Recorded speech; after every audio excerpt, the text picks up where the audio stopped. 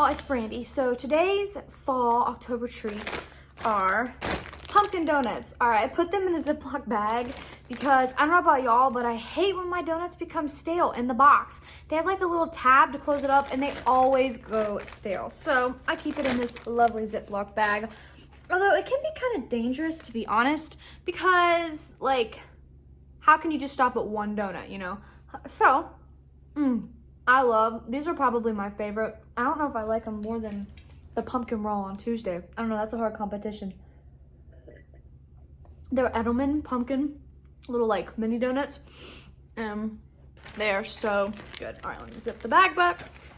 Okay, so today's trivia, I'm going to ask two different questions kind of about Halloween, like trick or treat and candy. Okay, so like I normally do, I'm going to ask the question and then I would love for y'all to comment below with your answers of what you think the answer is. Try not to cheat and look. I just kind of want to know what your thoughts are. You know, what do you think is the answer without researching it? So I can just see, you know. All right, these two I did not know. I actually learned a little bit.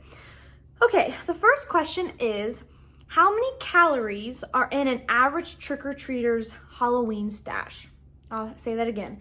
How many calories are in an average trick-or-treater's Halloween stash? How many calories do you think there are in like a typical Halloween candies that they get from their trick-or-treat?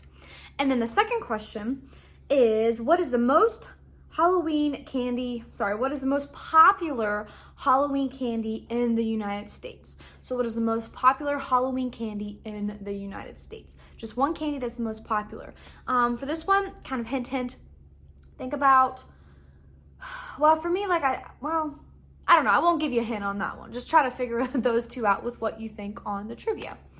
Okay, today's movie review I'm going to be talking about is the 2020 horror thriller movie called Antebellum. Okay, now this movie, for some reason, it was supposed to be released at the movie theaters. My movie theaters, it was like postponed to where I could rent it on demand with the movie theaters. I don't know about y'all's movie theaters, if it's going to be out or if you're going to have to rent it on demand with the movie theaters. But this was a movie that I've been wanting to really see, so I just rented it to see it, and I'm going to be reviewing it today because it is a horror movie. Well, we'll get to that in a minute of what it is. Okay, family friendly. It is definitely not family friendly. No, it is rated R, so definitely not family friendly on this. Definitely mature audience on this because it is rated R. Okay, summary. For the summary, all I'm going to really give is the definition of antebellum. I don't really want to give too much details away. Honestly, this is a movie that, like, even when you go on and Google the summary of it, it's very, very vague. It doesn't really give you much details because if it did, it would spoil the entire movie, because if I gave even a little bit of a summary, the whole movie would be kind of ruined.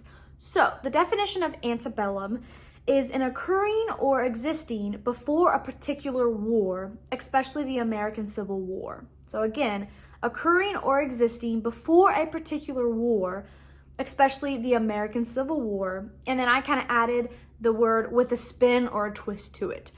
So think about with the American Civil War, but then like a really big modern twist to the movie with this. Okay.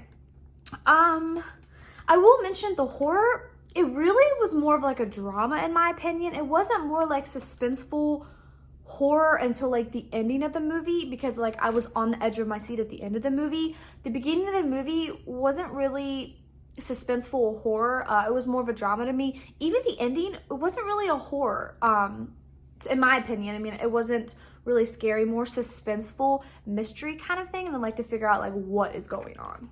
Okay, I'm going to do something different today.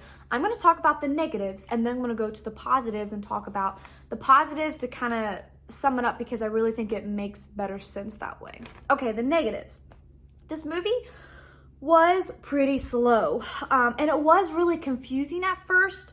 The beginning was very heart-wrenching. I mean, it really pulled at my heartstrings because of what was going on. Again, I have to be kind of vague because I don't want to give anything away, but it was very heart-wrenching and like, oh my gosh, this is so sad. Like, this stuff really happened in real life, and it's sad. They did give clues. They gave lots of many clues, but I couldn't piece them all together until the very end. Like, I tried to, but there was no way to really like piece it together at the end. Then it explained everything and it fit together and it made sense, but I couldn't piece all the different clues until the end. I will say that the producer of this movie is the same as Get Out and Us, and I feel like on those movies, the clues were a lot easier to piece together and figure out. This movie, it wasn't, like I said, till the end that I could like, oh, that's what's going on. Like, it was really kind of like, huh? Like, what's going on? And it just didn't really make sense. Now, the positives, though. I want to end with the positive. The ending was so powerful. Like, even though I didn't understand it and it didn't make sense until the ending, it was so worth watching because of the ending, because it was so realistic. Like, wow, like this stuff could and maybe does happen now in real life. So all I have to say is, even though it was slow, I really do recommend watching it because of the ending. So hold tight and stick through it because the ending is phenomenal. It just blew my mind. I was like, jaw dropper, like, what? Like, that's really like what happened to her, like the girl, and like it could really happen in real life. Like, who knows? It could be going on right now and happening right now, the ending of this movie in real life. So yeah. All right, so for the rating, I'm gonna do a little bit different today, and I'm going to rate it according to the beginning and the middle and the end. Okay, the beginning and the middle, I'm gonna give 2 out of 5 pumpkins. Again, it was just really slow, kind of confusing, kind of drawn out. So at the beginning and the middle, I was like, I don't know if I'm gonna be able to finish this or not, but I really wanna see like what the heck is happening, like what is going on. But I will have to say that at the end, I'm gonna give it 4 pumpkins, 4 out of 5 pumpkins. And the reason why I'm gonna give it 4 out of 5 pumpkins is because the ending was just, oh my gosh, like mind blown, jaw dropping, just phenomenal, unexpected, and realistic. So again, I would say watch this movie, rent it, support the movie theaters, go and see it. Just be prepared that it doesn't fit together until the very end. So hold tight with the movie, and hold tight with the movie and until the end, because it will be worth your time with the end. Okay. All right, y'all. I would love for you to subscribe to my channel.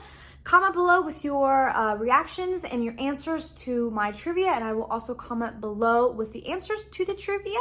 I try not to cheat, and I just kind of want to see what you think the answers are with the trivia.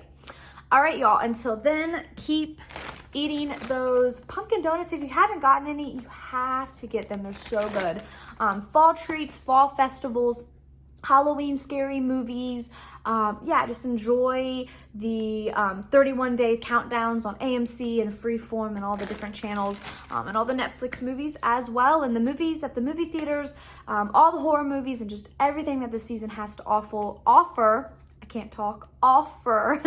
with the season. All right, y'all, until next time, I will see y'all on Tuesday at 7 p.m. Eastern Standard Time. Bye now.